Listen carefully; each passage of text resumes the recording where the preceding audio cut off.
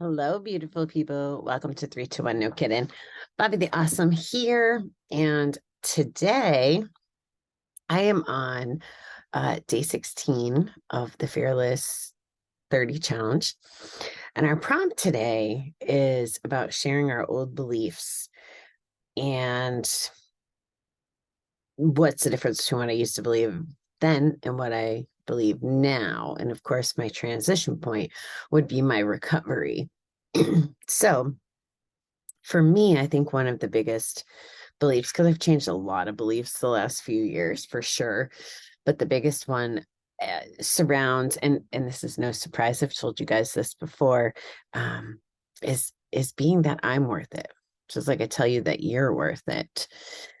And from my background, that wasn't always necessarily the message, or at least the way my brain received the message. So I understand that my thinking wasn't right about this for many, many years. Nobody intended to make me feel worthless. And now that I believe that no one can make you feel anything anyway, it really was just all my noise, or as Dr. Noah calls it, head trash.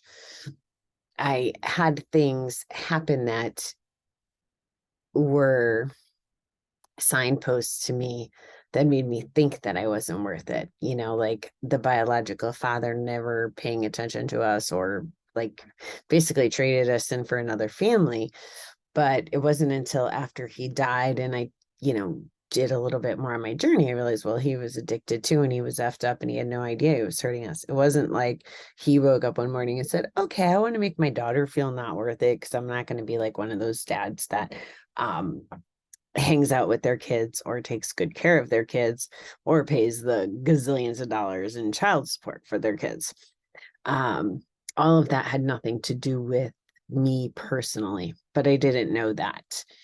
I was never an athlete in school. I was never uh, like the chosen one for anything, at least from my perspective.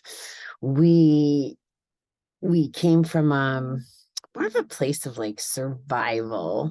Mom did a really good job with the resources she had, and a dad like him, to be very independent. And growing up, I can remember looking around like all these people have all these things, or yeah, material things is what I'm talking about, or opportunities. And it felt like I didn't always have those, which then it's like, well, if this person can ski, why can't I ski?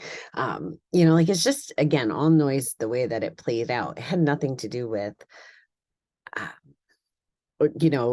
my parents wanting to give us everything. Mom gave us everything she had to give. And then early in my 20s, I had started um, dating guys that were married. And for years, so many years, I told myself, well, this way I can just have them for what I want them for, like dates or sex or whatever the things are. And then I can send them home to the wife, and the wife can do the laundry and rear the kids and do all that stuff. So I thought I was in control of that situation for a really long, long time. And it wasn't until, again, being on the other side of rehab and doing some of the work, that maybe that's not what it was about. Maybe it was not feeling like I was worth having a relationship where the guy courts you and dotes you and has an equal partnership or any of those things. Um, my ex-husband, mind you, it was wonderful. So it's not a reflection of him at all. He was great. I I was just still in the clouds of it all. I was drinking a lot, gambling a lot when I was married. So it wasn't until, first of all, when I got out of treatment, I ended up getting involved. I went into treatment involved with one guy and left treatment involved with a different guy. Both were married. and it wasn't intentional, but the second one, the one out of treatment, just seemed so much better than the past one. And I know for sure, like, that it definitely was happened for a reason, and so much good came out of it. It doesn't even matter. But I can remember him treating me on a level up than the past ones did. But even then, push came to shove. Uh, he didn't get the divorce he was promising, right? Like, none of the other guys promised they were getting a divorce. I had no expectation. I didn't want them to get divorced. This one, though, like, showed me the papers, the separation papers. Like, I still have a copy of it somewhere on my phone.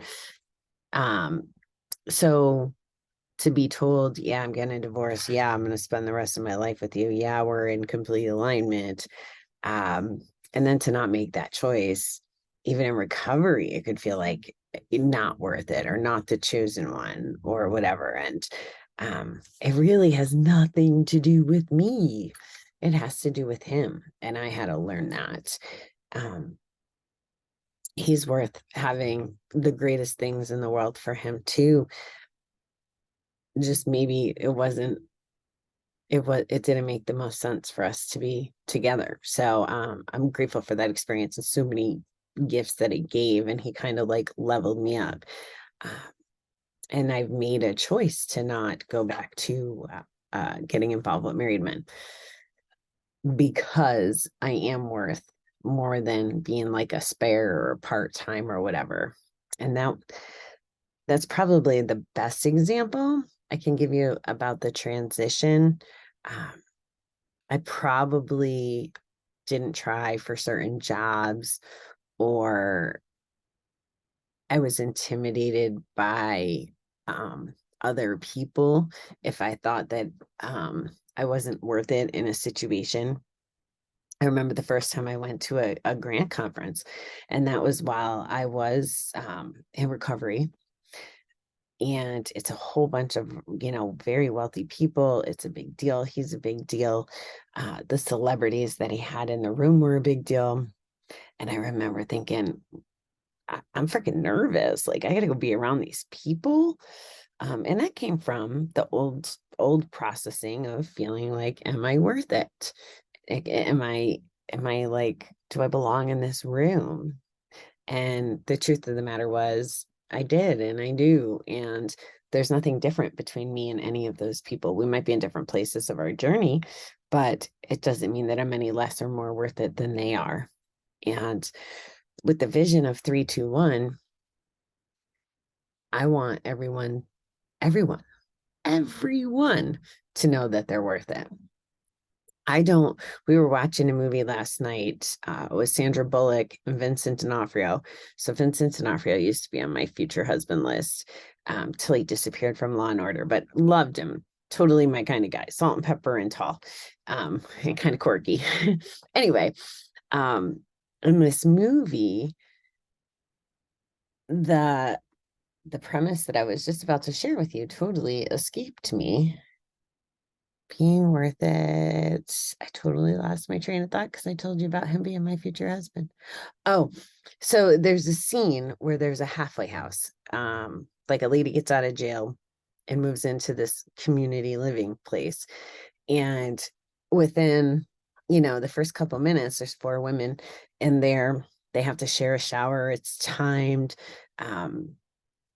The girl's stuff was at risk for getting stolen, and I made my mother press pause. I was like, dude, press this, press pause. And I looked at her and I said, well, 321's not going to be like this.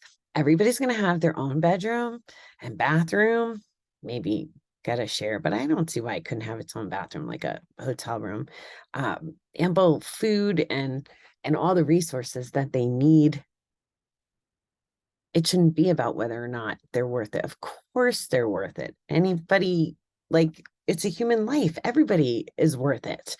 But not, I know that when you're in addiction, chances are you don't believe that you're worth it.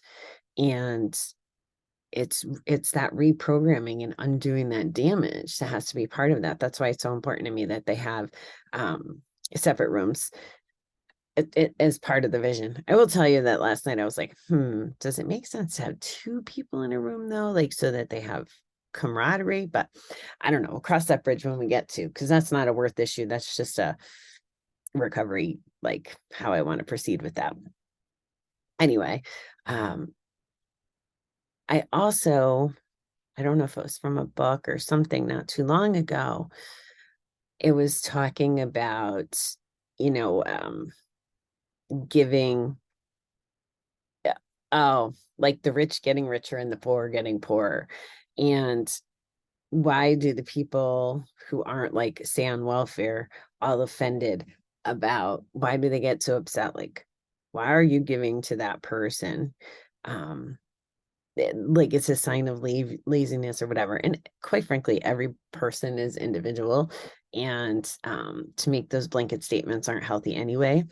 But if those people are getting resources, how, I think the question was framed something like, well, how does it serve us individually, me individually, to not give them those resources? Like, how does that serve me? Once I asked that question, I was like, oh, yeah, that makes sense. Like, quite frankly, it's none of my business in the grand scheme of things. So, but they need to feel like they're worth it. I'm sure anybody taking something for nothing doesn't feel like they're worth it. And hopefully that can be part of the culture that we're changing, because everybody's worth it. And giving and receiving is actually bonus gifts. You know, if you receive, sweet. If you get the opportunity to give, even better. Like you feel amazing. And it doesn't have to be monetary. It could be acknowledgement. Like smile at strangers. Let them know that they're worth smiling at, because everybody's worth smiling at, right? So that's our little message today for day 16. Appreciate you beautiful people being here. And I will be back with 17 and 18. And you know how that goes. Love you, beautiful people.